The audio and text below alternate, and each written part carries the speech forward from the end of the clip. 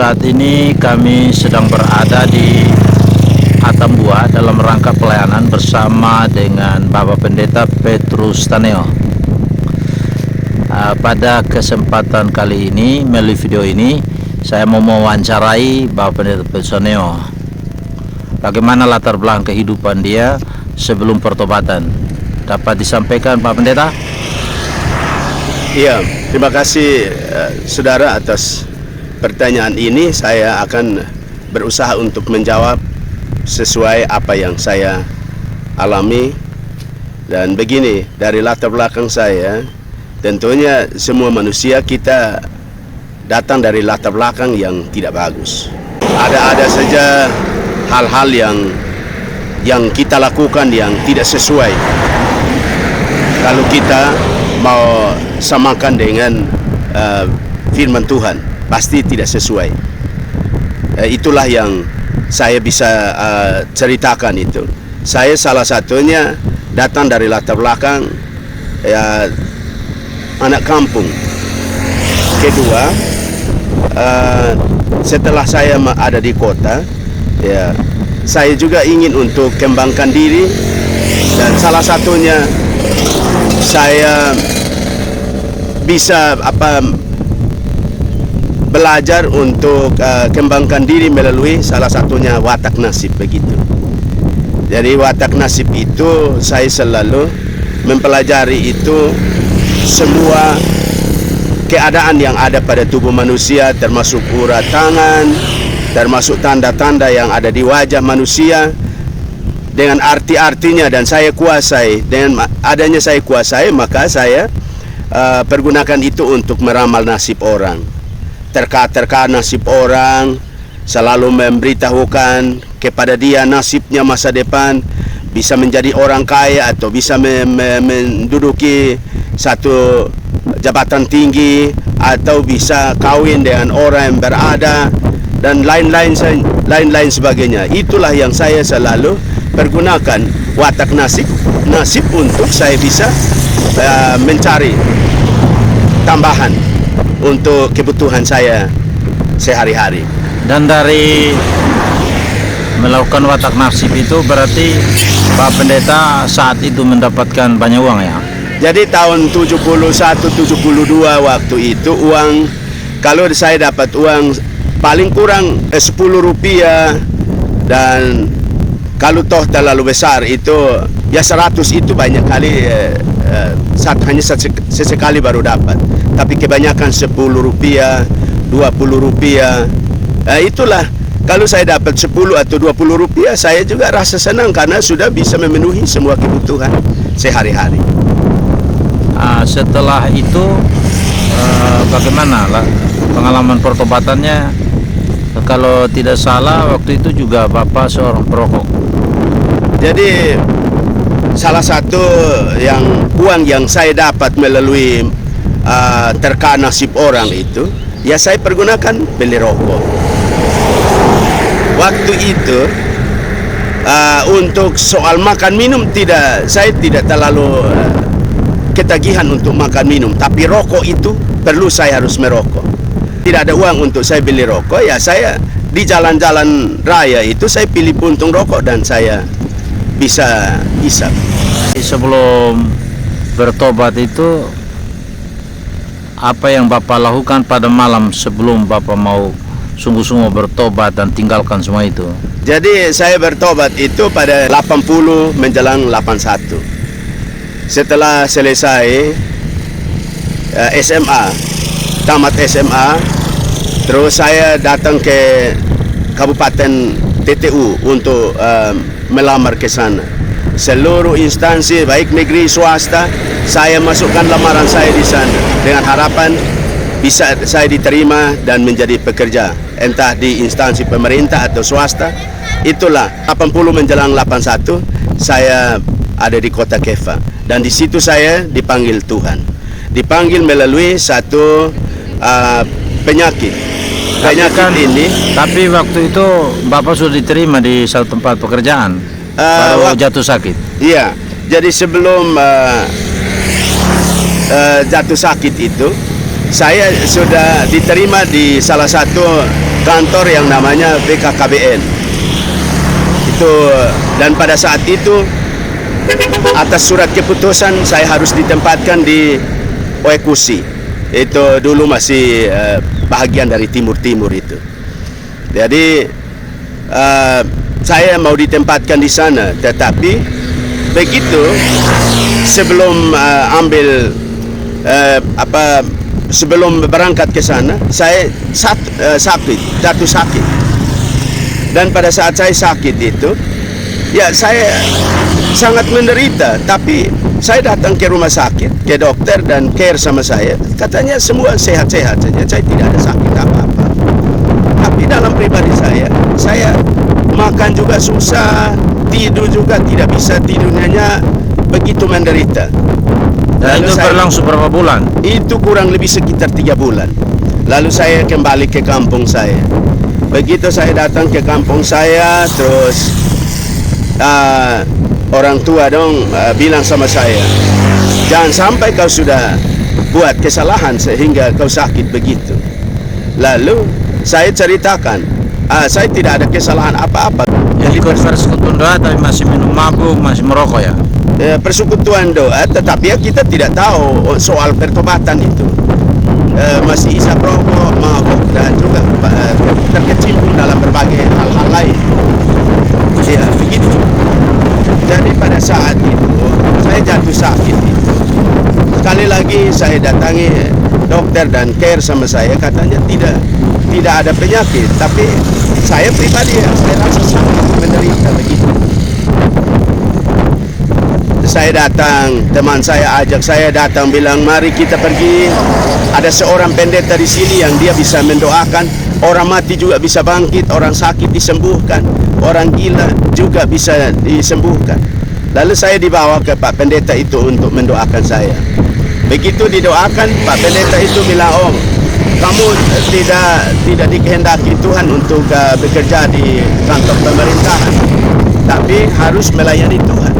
Jadi pada waktu itu saya secara manusia tidak bisa menerima kenyataan itu. Kenapa? Karena dari sejak kecil yang sudah terukir dalam pikiran perasaan saya harus bekerja di kantor atau bukan di kantor, ya saya harus usaha bisnis sendiri. Begitu. Itu dua hal itu yang sudah saya tetapkan di dalam hati saya. Nah, setelah itu bagaimana kelanjutannya? Nah, setelah Pak Pendeta bilang saya tidak diizinkan Tuhan untuk kerja di kantor pemerintahan, tetapi harus menjadi hambanya Tuhan, melayani Tuhan. Secara manusia saya juga berpikir tidak dapat menerima itu, tetapi saya pulang dengan kecewa. Begitu ungkapan itu saya dengar, saya kembali ke rumah saya, tapi dalam keadaan kesal, kecewa, beban berat. Dan saya protes bahwa saya dari kecil tidak pernah pikirkan untuk jadi pendeta itu atau jadi hamba Tuhan. Yang saya pikirkan cuma satu itu kalau bukan jadi PNS, saya harus jadi pengusaha begitu. Itulah yang ada di dalam benak pikiran saya. Tapi kemudian akhirnya bagaimana? Jadi setelah itu saya pulang ke rumah dengan begitu kesal, tapi penyakit ini semakin bertambah. Saya datang lagi ke rumah sakit dan minta Pak Dokter untuk periksa, tapi Pak Dokter bilang tidak ada penyakit apa-apa. Saya jadi heran juga. Lalu akhirnya saya dibawa pulang kepada Pak Pendeta itu untuk mendoakan. Lalu Pendeta bilang sama saya, kalau engkau mau lawan suara Tuhan, nah engkau pasti tanggung penderitaan yang begitu berkepanjangan. Dari situlah hati saya mulai sadar, dan kemudian saya kembali ke rumah. Saya juga mengeluh sama Tuhan, apa memang ini betul jalannya Tuhan untuk saya atau bagaimana? Karena firman-Mu, waktu itu saya hanya dengar dari sekolah minggu bilang apa yang kita minta itulah yang Tuhan berikan. Yang saya minta itu PNS atau pengusaha. Kok bagaimana alihkan saya ke sana? Jadi juga saya kembali ke rumah dengan hati yang kesal, tetapi kembali saya menyadari bahwa siapa tahu kalau itu rencana Tuhan dalam kehidupan saya mau menderita terus atau mau dipulihkan. Akhirnya saya mengalah, saya harus rela. Tidak langsung respon terima 100%, tetapi kemudian saya ikut dulu, mendapatkan banyak arahan, bimbingan. Nanti lama kelamaan baru kemudian hati saya sadar, iya untuk saya harus melayani Tuhan. Dan pada saat itu melalui keputusan yang saya ambil, saya diutus dari KEFA untuk ke Kota Kupang, dan saya masuk sekolah Alkitab Institut Injil Interdenominasi Indonesia Kota Kupang, dan saya belajar di situ. Ya, proses sebelum masuk ke sekolah itu kan Bapak kan harus mengikut baptisan air menurut yang saya dengar itu. Iya. Tapi malam sebelum Bapak menerima baptisan air itu, Bapak lakukan apa dulu? Jadi waktu itu salah satu persyaratan masuk sekolah Alkitab itu harus baptis seperti Tuhan Yesus, baptis sesuai dengan Alkitab yang tertulis dalam Alkitab. Jadi waktu itu tahun 80 saya memberi diri untuk dibaptis oleh dua orang pendeta, yaitu pendeta John Ado dan pendeta Wem Kasper yang sudah almarhum. Nah, pada saat saya setelah dibaptis itulah baru kemudian saya diterima untuk mendaftarkan diri untuk belajar di I4 Kota Kupang. Ya, pada malam sebelumnya, sebelum baptisan itu, sebelum saya melakukan baptisan itu, saya harus menghabiskan berapa rokok apa gitu. Saya sebelum menerima baptisan itu, dalam hati saya sudah disuruh harus berhenti dari rokok. Jadi dalam hati kecil saya waktu itu, saya harus pisah diri dari rokok, harus putuskan hubungan dengan rokok. Besok saya baptis berarti tidak bisa merokok lagi, tidak bisa untuk ambil kembali itu rokok, harus buang terus. Akhirnya malam itu saya ambil keputusan, saya beli kopi gula dan rokok. Itu gudang garam Kretek itu ada sekitar 3 bungkus. Malam itu saya duduk minum kopi dan duduk isap itu rokok 3 bungkus sampai habis. Terus habis paginya saya sikat gigi dan kemudian pergi menyerahkan diri dan dibaptis.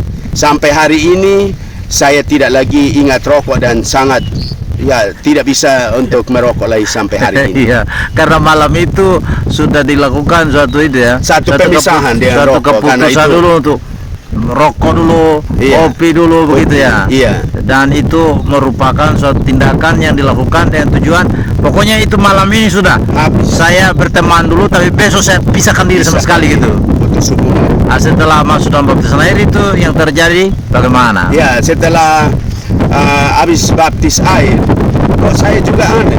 Begitu selesai siangnya baptis, pulang ke rumah, saya tidak juga ingat itu rokok sampai hari ini.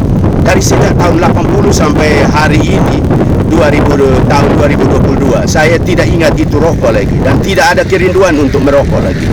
Ya, baik saudara-saudara, sebelum kita berlanjut dengan kesaksian yang berikutnya akan disampaikan oleh Bapak Pendeta Petrus Saneo ini, maka kita dengar dulu apa pesan beliau bagi para perokok yang sebenarnya ingin berhenti dari merokok, tapi katanya sudah ketagihan jadi tidak bisa gitu. Tapi ternyata apa yang terjadi dengan Pak Petrus ini malah berhenti total ya. Apa pesan Bapak? Ya, pesan saya kepada saudara-saudara yang masih canduan rokok itu, pengalaman saya mau bagikan bahwa kalau bisa segera putuskan hubungan dengan rokok. Memang itu berat dan susah, tapi kalau kita sudah komitmen untuk putuskan diri dari itu, dia tidak mungkin akan kembali lagi. Mungkin saja bisa goda kita, tapi kita sudah 100% kita balik belakang sama dia juga kecewa dan dia tidak datang goda-goda kita lagi. Begitu. Jadi harus kita bertindak untuk putuskan diri dari rokok. Dengar, rokok itu untuk kesehatan itu sangat-sangat tidak baik. Karena itu, kita harus saudara-saudara masih merokok itu lepaskan diri dari rokok itu. Dengan cara bagaimana? Cara doa, menyerahkan diri kepada Tuhan. Kau harus menyerahkan diri bahwa tubuhmu itu miliknya Tuhan dan tidak boleh untuk ikut maunya daging kita, tapi karena milik Tuhan harus ikut maunya Tuhan.